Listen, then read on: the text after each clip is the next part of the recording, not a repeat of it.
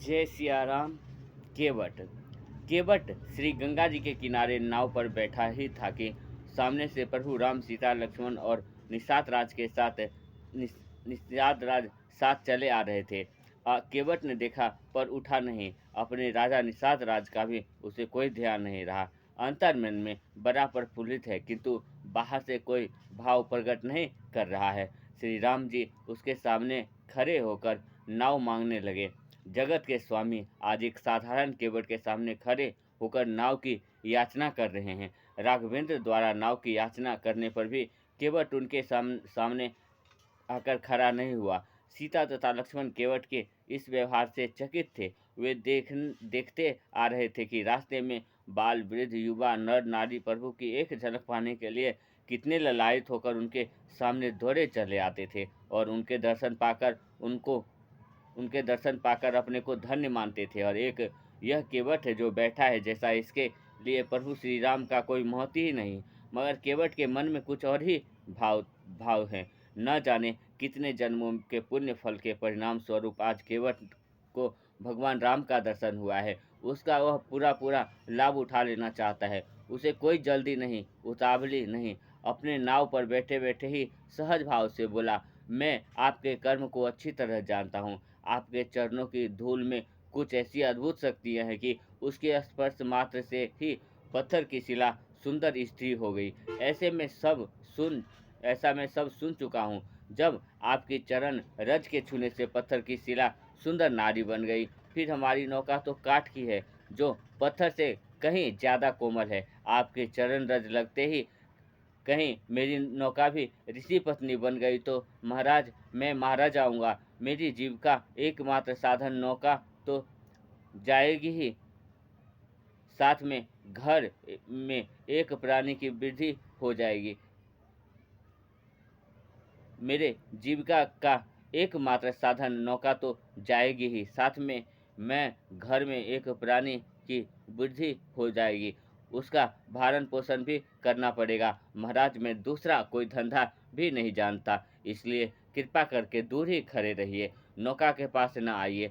फिर केवट कहने लगे, हाँ, एक शर्त है। यदि आप वास्तव में गंगा पार जाना ही चाहते हैं तो पहले मुझे अपने चरण अच्छी तरह से धो लेने दीजिए, जिससे उनमें कोई रजकन न रह जाए। प्रभु चुपचाप सुन रहे हैं। सीता जी भी कुछ नहीं बोल रही, परंतु शेष अवतार श्री लक्ष्मण जी तुरंत तीर निकाल कर केवट के लक्ष्य करके बोले, परंतु केवट पर उसका कोई असर नहीं हुआ। वह अपनी जगह पर ही बैठे बैठे बोलता चला जा रहा है।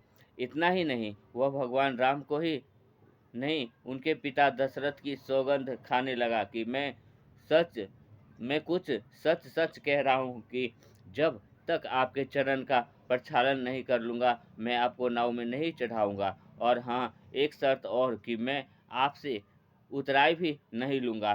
कितनी हठी भक्त है, न जाने कितने जन्मों से कितने महान पुण्य इस साधारण नाव ने किए होंगे, जिसके समान सर्वशक्तिमान प्रभु साधारण नाव के लिए याचना कर रहे हैं। बावन अवतार में जिसने संपूर्ण विश्व के 3 पग से में ही छोटा कर दिया था, जिनके नाम में वह शक्ति है, जिसके एक बार स्मरण से जीव इस विशाल भव सागर की पार कर जाता है। और जहाँ प्रभु साक्षात उपस्थित हो, वहाँ का तो कहना ही क्या। केवट के जन्म जन्मांतर के पाव तो प्रभु के दर्शन मात्र से ही नष्ट हो गए, परंतु वह बड़ा चतुर है। इतने में उसे संतोष कहाँ, वह बार बार अपनी ही बात कहा जा रहा है। पद कमल धोई चढ़ाई नाव न नाथ उतराई चाही, अब मोहि राम राउरी आन दशरथ शपथ सब सांची कही। अब बरु तीर मारहु लखन पे, जब लग न जाए पाए पखारही, तब लगी न तुलसीदास नाथ कृपालु पारु उतार रहे। केवट के प्रेम में अटपटे वचनों को सुनकर प्रभु मुस्कुरा उठे। आज किसी सच्चे प्रेम भक्त से पाला पड़ा है। केवट के प्रेम अलौकिक है। वह गांव का गंवार साधारण व्यक्ति है। अपने घाट पर अपना शासन वह वर्षों से चला रहा है। उसे इस समय निषाद राज की भी परवाह नहीं है। प्रभु ने वहां प्रभु ने हंसकर पहले जानकी जी और फिर लखन लाल की ओर देखा। राम जी के सामने कोई विकल्प नहीं रहा। वह नहीं रहा और नहीं गया तो कहना ही पड़ा, केवट वही करो जिनसे तुम्हारी नाव भी बनी रहे और हम गंगा पार भी हो जाए। मुझे विलंब न हो रहा है। जल लाकर पद पर प्रक्षालन कर लो।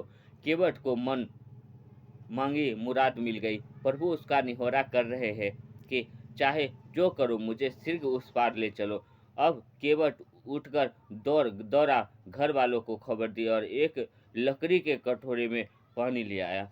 किस धातु के बर्तन में पानी नहीं लाया? उसने सोचा, इससे परीक्षा भी हो जाएगी। यदि लकड़ी में पैर लगाने से कोई स्त्री प्रकट हो गई तो फिर नाव के पास ही नहीं आने दूंगा। अब केवट की खुशी और सौभाग्य की कोई सीमा नहीं है।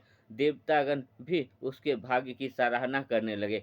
उसने कहा, महाराज अब जल्दी न मचाइए, यह साधारण काम नहीं है, पूरे परिवार के साथ ही कर पाऊंगा। केवट ने खूब भली भांति प्रभुपाद की प्रक्षालन किया, चरणामृत को अपने परिवार में बांटा, सबको पिलाया, स्वयं पान किया। फिर श्री रामचंद्र जी को अत्यंत प्रसन्नता के साथ गंगा पार ले गए।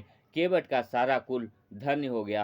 प्रभु राम जी सीता, लक्ष्मण तथा निषाद राज के साथ गंगा पार करके रेती में खड़े हैं, सकुचा रहे हैं कि केवट को पार उतारने की मजदूरी नहीं दी गई है। कुछ पास में है कुछ पास में है भी नहीं क्या? क्या दे? मिथिलेश कुमारी सीता प्रभु की मन की असमंजस भरी स्थिति को भाप गई। उन्होंने अपने हाथ की मणि की सुंदर अंगूठी तुरंत उतारी और प्रभु की ओर बढ़ा दी। प्रभु ने मुस्कुराते हुए केवट से कहा, केवट लो, अपनी उतराई ले लो। प्रेम विह्वल होकर केवट ने अकुलाकर प्रभु के चरण पकड़ लिए। बोला, प्रभु आज मुझे क्या नहीं मिल गया? न जाने कितने जन्मों से मैं मजदूरी कर रहा था। विधाता ने आज सब मूलधन ब्याज सहित चुकता कर दिया। आपकी ऐसी कृपा हो गई कि अब तो कुछ भी पाने की इच्छा नहीं रही। केवट के आगे कहा, प्रभु मैंने तो आपसे पहले ही कह दिया था कि मैं आपसे उतराई नहीं लूँगा, क्योंकि मैं और आप एक ही काम करने वाले हैं। एक मल्लाह दूसरे मल्लाह से उतराई लेता है। महाराज, मैं मल्लाह और आप भी मल्लाह। आज आप मेरे घाट पर आए हैं, मैंने आपको पार उतार दिया। जब मैं आपके घाट पर जाऊं तो दयानिधि भूलिएगा नहीं, इस अथाह संसार सागर से पार अवश्य उतार दीजिएगा। केवट का संशय और डर सही था, क्योंकि जो उसने सुना वह सच था कि श्री राम के चरणों में स्पर्श से पत्थर बनी नारी फिर नारी हो गई। मानव श्रेणी तक पहुंचना कितनी ही जन्मों से गुजरती हुई एक लंबी यात्रा है, जिसमें आत्मा रूपी अंश चेतना की सबसे प्राथमिक अवस्था है। पत्थर, फिर पेड़, कुमी, जंतु होता है। अगणित जन्मों के बाद मानव देह को प्राप्त करता है, जो कि चेतना के विकास की सबसे ऊंची श्रेणी है।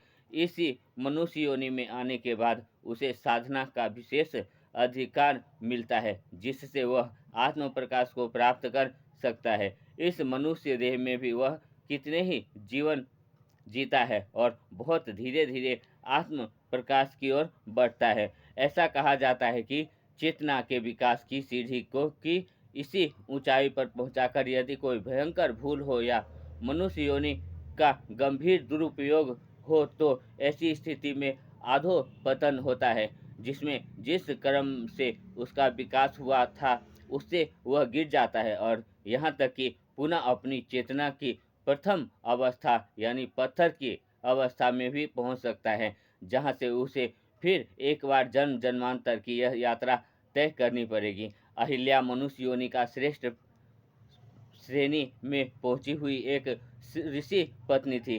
किसी कारणवश या संयोगवश उनका अधोपतन हुआ, जिससे वह अपने चेतना की प्राथमिकता अवस्था में पहुंच गई और फिर पत्थर बनी। किंतु श्री राम ने जैसे जैसे सदगुरु के चरण जब उस अभिशापित पत्थर पर पड़े तो उनके स्पर्श मात्र से वह चेतना की सबसे पहली सीढ़ी में पड़ी हुई पत्थर रूप से निकलकर बिना जन्म जन्म जन्मांतर के अथवा अथक यात्रा फिर से तय करते पुनः मनुष्य योनि को प्राप्त हुई। सद्गुरु में ऐसी अपरिमित शक्ति होती है जो पुरुषोत्तम रूप में अपनी कृपा से किसी को पत्थर जैसी चेतना के सबसे निम्न और ठोस रूप से निकालकर मनुष्य जैसी चेतना के सबसे विकसित रूप में ला सकते हैं। जय सिया राम, जय नेपाल, जय बिहार।